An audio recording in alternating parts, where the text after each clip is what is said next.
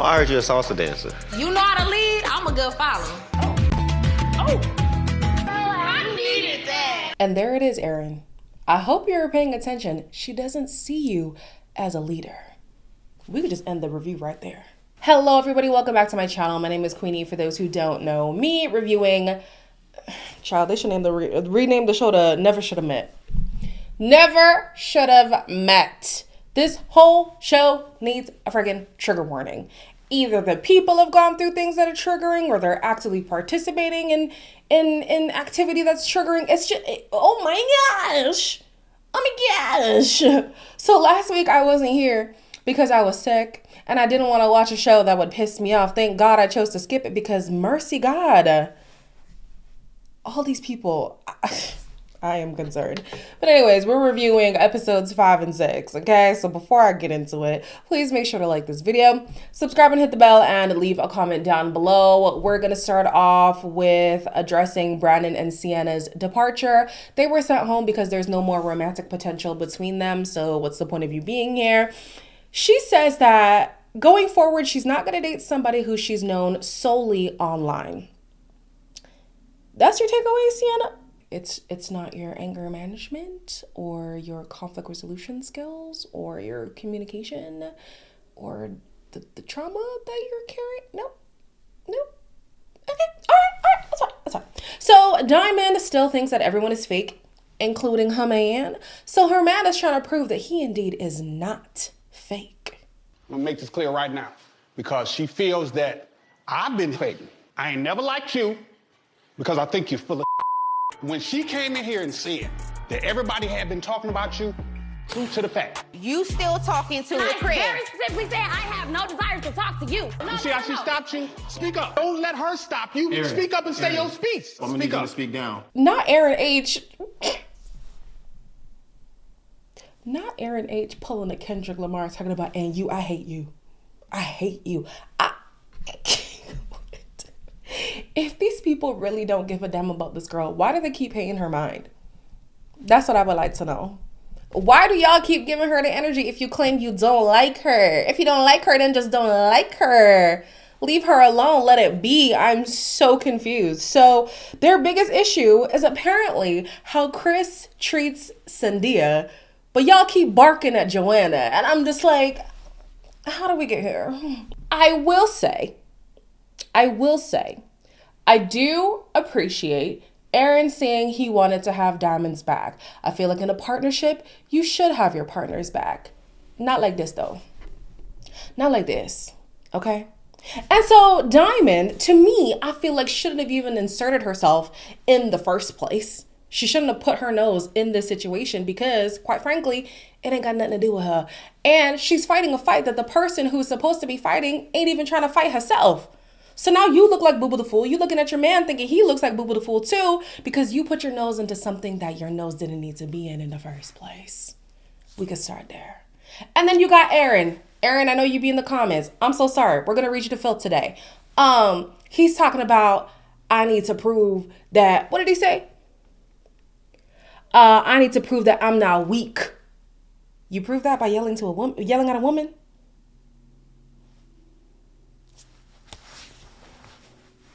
That's how you prove that you're not weak? By yelling at a woman? I don't know. I don't know if that would prove that to me. But it proved that to Dymond. It had the desired effect. And now they're talking about exploring the boom boom room. I said, oh God, okay, well, if you like it, I love it, honey. Let's move on. So Chris and Millie start going at it. And he tells Gregg to control his woman. I hate statements like that. The fact that they couldn't even have fruitful conversation, fruitful discourse, because you don't have to agree, but there's a way to disagree and have it not be a screaming match. He's just going to say, control your woman. I didn't like it. I really didn't like it. So Chris then checks in on Sandia. Her tone has completely changed now. She's looking around wondering why everybody's upset with Chris and she doesn't understand what. This is why, barring abuse, this is why you don't fight other people's battles. Because look at this girl. Everybody's trying to come to her defense and she ain't even defending herself. But y'all want to go all rah in her defense. Don't waste your time. Don't waste your breath. So all the couples are taken on a field trip. They're doing a rope tying challenge. And this is where we learn that Joanna has been sexually violated. Walk with me when I say this because it's going to sound weird when I first say it, but just walk with me. I'm getting sick and tired of hearing about women, hearing about people being sexually violated. I'm so tired of it. Like, it is disgusting the way people can assert their dominance in any kind of way, but more specifically right now, sexually on people. And now we, the people who have been sexually violated, have to walk around with this dark cloud because of your disgusting behavior. Like, I'm so tired of it. How many women in this house have we heard have been sexually violated? And then now we hear at the end, Greg has his own trauma. I don't know if it was also sexual violation, but I'm just like, good God, like, when does it end? Eradicate sexual offenders. Like, get rid of them. Can't stand them. Even if they're in my family, child, get rid of them. Sick of hearing this story. Oh my gosh, it's so disheartening. So Joanna is another person who's been sexually violated, and that actually was the catalyst in her exploring being a sex therapist. So in this rope tying challenge, she doesn't want to do it. It causes some tension between her and Aaron. You telling me what I'm doing? Who? You telling me what I'm doing? Who's tying who? I'm tying. I'm a little slow to trust, and that's why I'm super heavy on boundaries. I would say that I do desire a higher level of physical. Don't think I make her girly parts tingle. Aaron, and I'm gonna hold your hand when I say this. No, you don't make her girly parts tingle, okay? And that's the part that I want to talk about. I fully acknowledge Joanna's trauma. I fully acknowledge Joanna saying in the past, she used to be a man-eater. She says this later on in the show. She used to be a man-eater, so she's trying to do things differently by taking it slow because she tends to jump into sex quickly with guys and then gets very bored of the situation. Fully understand that. My question with her is, are we going to address the lack of attraction to Aaron specifically, though? Because she's always taking this I'm in charge role because she cannot let this man lead her. She doesn't have enough infatuation for this guy to be in her feminine energy. She doesn't feel safe with this man, even though she claims that they talk a lot and they've talked about their traumas and their vulnerabilities and they do have great communication. But I don't see it exemplified in the way that they interact with each other. I just don't see it. So yes, you've been through what you've been through, but are you going to allow this man to be the man in your relationship? Like, and I don't mean be a man as in like be macho and be whatever, but I personally would find it unsexy if I have to constantly be in charge of the man that I'm with. Like, me personally, I would find that unsexy. So I wonder, does she not find that unsexy? I feel like she would. So maybe he's not the guy who makes you want to be in your feminine. Like, he just doesn't do that for you. And they don't want to address that. So I don't know. They're constantly going to be bumping heads because they don't want to talk about that. But okay. So Chris and Sandia talked to a relationship therapist, and it's clear that he has a bad history with women, and he's carrying that history into his current relationship. He's very friendly, and he's very physical too. I feel like you're attacking me. I'm not being malicious, nor am I actually flirting with anybody. I felt like you're trying to control me. When she expresses herself, is in a highly emotional way. The thing that you need above even morals and values is empathy. Empathize with her discomfort instead of seeing it as attack. Listen to her more and empathize with the way that she feels. Sir, when has she attacked you? When has she tried to control you? I'm trying to look through my memories and see a time where Sandia was trying to attack and control Chris. Maybe he had been attacked in the past. He had experienced women who tried to control him in the past. But you're carrying that into this relationship. Sandia has not done that to you. It is clear that this man does not trust women. He does not trust Sandia. And until you are willing to work through that, I don't feel like you need to entertain a woman who is looking for a serious commitment. I feel like if he wants to entertain a woman who are just as unserious as he is, fair and fine. No problem. But you are talking to a woman who has made it clear she wants her eggs cracked. She wants her name dropped. You don't want that. So why do you engage with her and then you're confused when she's looking for the things that coincide with what she's looking for? She also needs to be looking at people who are just as serious as she is, because clearly Chris isn't, but also him. How are you going to be mad at her for expecting things that comes with a commitment when she walked in saying she wants a commitment? You know what I'm saying? And I have a side note. Maybe it is because he has had time to lament on the situation, and he does acknowledge that this lady right here is a relationship expert. But didn't Taronda say the same things to him as the relationship expert?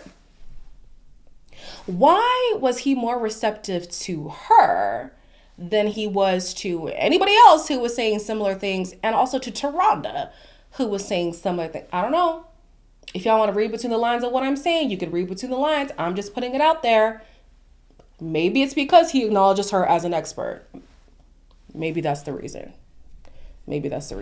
So, Aaron's friend and Dymond's sister, who, as we learned through through Aaron's comments under my last video, it's not really her sister, it's her friend who she calls her sister.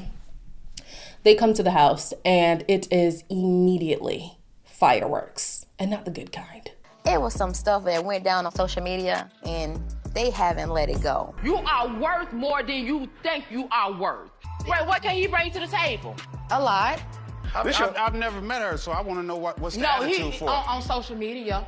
I'm the bitch you would love to hate. You look like an ugly ass. What you look like? With the ragged ass children too. Now how about that? Really? Like I said, you bitch. You too, bitch. Ain't no real man gonna sit down argue with no woman. She's sitting in there telling her she can do better. You think she's jealous of her? Yeah, I think she's jealous. Yeah, look at her. This is embarrassing for all parties involved. Nobody looked good. Besides Aaron's friend. Actually, Aaron's friend probably came out looking the best out of this situation. Aaron, not a good look. Dymond, also not a good look. Dymond's sister, definitely not a good look. This man is throwing all kinds of ugly at the sister. The sister is saying, basically, you ain't shit. And then she also said, she brought his kids into it. And I said, oh, Lord. Not the kids, child. Because you know if you talk about somebody's kids, they're going to read you your rights. Okay? So it was just, it just went from bad to worse. I'm thinking to myself, you really think you're ready for marriage? And this is how you carry on? You really think you're ready for marriage and this is how you carry on? So it was interesting to me hearing Dymond say that her sister was not in a place to criticize their relationship. She should just support and keep it pushing. But Dymond, weren't you also in other people's business? But Dymond, I thought that you also were. Okay, anyways. So Aaron later on did apologize for his behavior. She was receptive. My thing is, I pay attention to how you treat other people, because if you can do that to them, you could do that to me. And that's what I would be looking for. That's all I'm saying. Moving on. Greg wants to clear the air between Millie and Chris, and she is standing on what she said. Her mind has not changed. Do you feel like that was necessary? Yes, it was. It was? Okay. I caught you a beat because you didn't want to talk to me after I was going to tell the truth. You dissed me, so I dissed you back. Sit here and be a man and say, I ain't. Look at you, walking away like a. He can't take the truth. What's the truth? That you ain't. You are egotistical. You can never have a woman like me. You're the fakest one in this house. What's wrong with this slut, man? Don't try me. I do believe that Millie is in the wrong. I want to establish that before I say what I'm about to say. I do believe Millie is in the wrong. I also believe that Chris, listen, this man is not dumb. This man is so smart. So he's looking at her like, I'm talking to you calmly. Why are you piping up at me? Just because you are speaking in a low tone does not mean you're not antagonizing the person. Like, he has a condescending tone when he talks to her. It's obviously going to agitate her. Let's be for real. She's still in the wrong for popping off how she did. I'm just also acknowledging that Chris's calm tone, it still had a little bite to it. It still had a little bit of a bite to it, but yeah, no, Millie's completely in the wrong. She called him a bitch for walking away from the situation. But I'm like, no, if he sat there and things escalated, me personally, I'd be looking at him as the man and say, really? Really? You're letting this get to this level as a man? Like, come on. So I think it was best for him to up and leave the situation because you're getting riled up. And he doesn't want to entertain that. So then he's going off debriefing with the guys. She goes and she follows him. So inevitably it does escalate. And then now they're both hurling insults at each other. And I'm just like, again, embarrassing for all parties involved. Like, I'm glad that Chris walked away. I wish he didn't take the bait when she went to follow him. If I'm Gregg, I'm looking at Millie and how she argues. You have to take note of how these people resolve conflict, even if it's not with you. Because in reality, if they can do it to other people, they're even more prone to do it to you. Because when love is lost in a relationship, you get a whole new character. That person who you said could never is nevering like they've nevered before. So take note of how these people argue with other people. So Chris then says that she's probably mad at him because he looks good. I don't know how we got there, but I think that they were both low-key checking for each other because why did he bring up her finances? And why did she say, you can never handle a woman like me? Why are these things relevant in the conversation?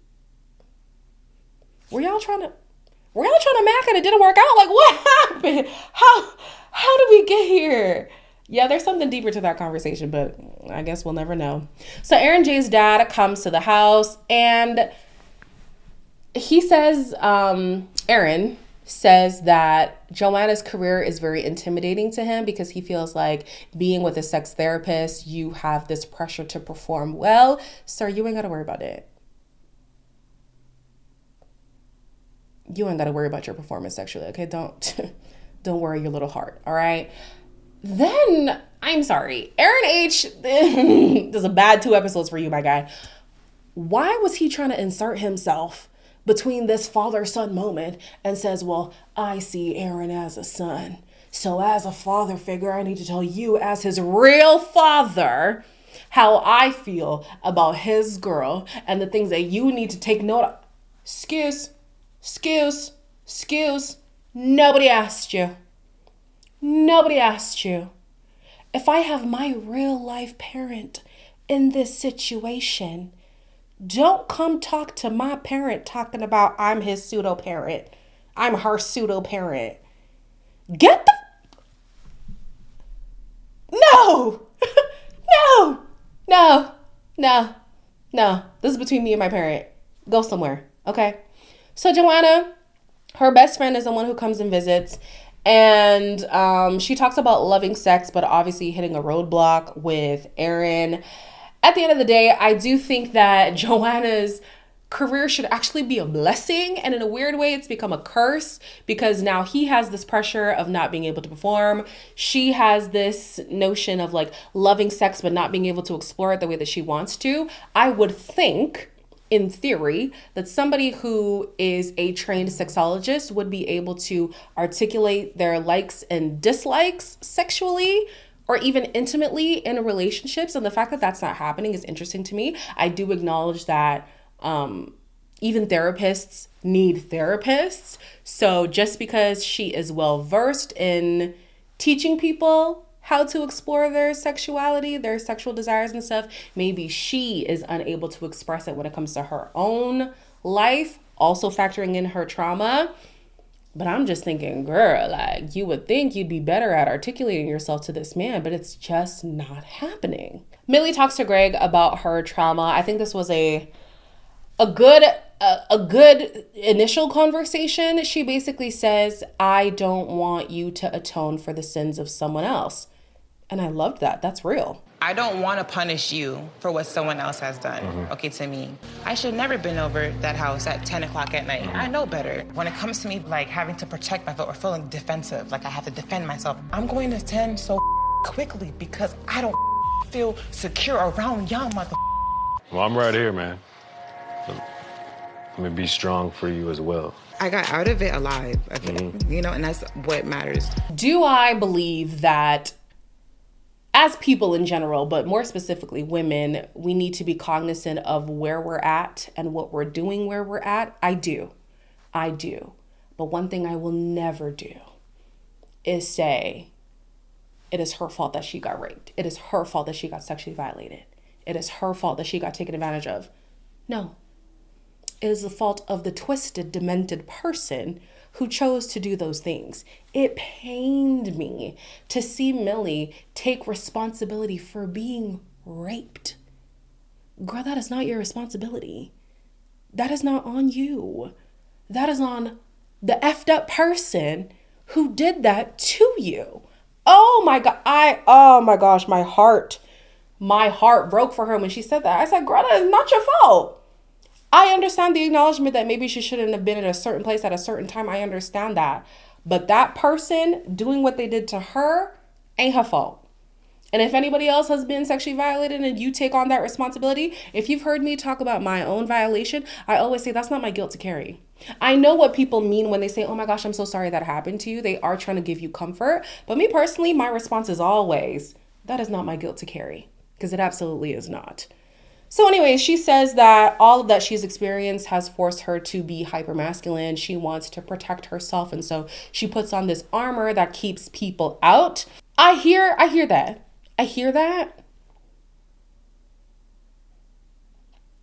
You got to go and unpack that.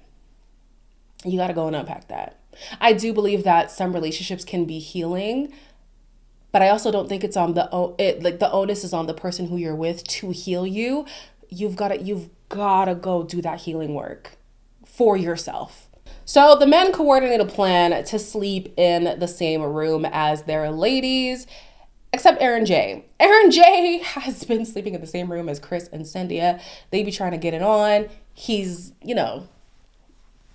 ruining the vibe. So the guys kind of peer pressure him.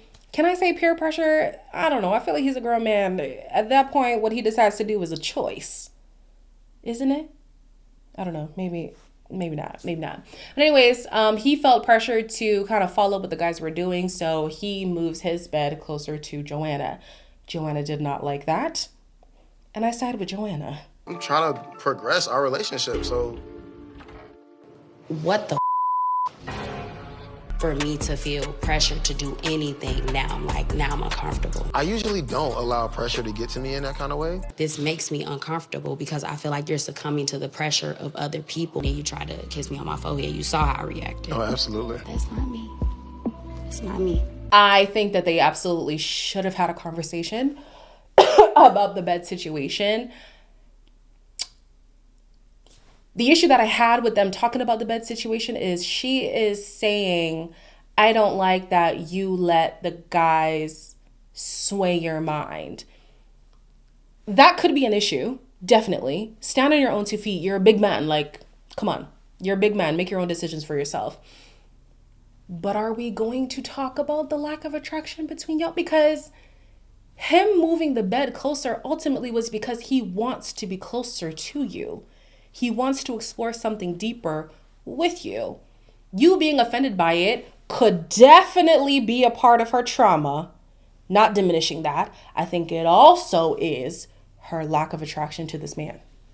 Her lack of desire for this man. She don't want to be touched by him. She doesn't want to be close to him. And these two just don't want to acknowledge it. And I'm just like, so we're just never gonna, okay. We're just going to keep pretending like this relationship makes sense. It's clear as day that it doesn't make sense. And then she opens up about her sexual trauma. And I commend her for bringing people into her life and letting her know a little bit more context of what's going on with her. I think we should also be honest that this connection isn't working. It's just not working. Anyways, the episode ends with Millie and Gregg talking to another expert. Okay, these people got experts on hand. On demand. We love that. And it was going well, and then it wasn't. You're safe? I'm safe. It's okay. I actually saw you kind of looking off into the distance while she was talking. I've got my own traumatic experiences. Like, I keep quiet. Like, I just talked about I got raped, and now he's just over here talking about trying to... Tell me a little bit about your trauma. We didn't get to hear what Gregg's trauma is, but I'm wondering to myself, how did Millie process Gregg acknowledging his own trauma as him dismissing hers? That was interesting to me. Very interesting to me. I need to see more of this conversation because I don't understand how we got there. I think hearing what she's been through brought him to a place that just had him dissociate for a second. And unfortunately, she's putting that on her like, wow, so clearly he just, he's not caring for me properly anymore. He doesn't know how to respond to my trauma. Girl, he's addressing his own stuff. This whole show needs a trigger warning. I'm telling you, like, these people are broken. I hope to God it's not sexual trauma again. Like, it's so disgusting how rampant that is, especially in our community. Like, this is the only community that I'm a part of. I am Black. I only know the Black community like that. So I don't know how rampant it is in other communities. I'm sure it's prevalent. Seeing it so prevalent in our community, though, it's so disheartening. It's so disheartening. It's so disgusting. I'm over it. I pray for a day where a group of people can sit together and not one of them have ever been violated sexually. Have never been violated, period. But we're talking about sexual violation right now, Like, I hope for a day where that can happen because this is just... Child. Anyways, that's the review for today. Kind of a heavy one, but... that's what was on the show, child. So, as always, like, comment, share, and subscribe, and I will see you in the next one.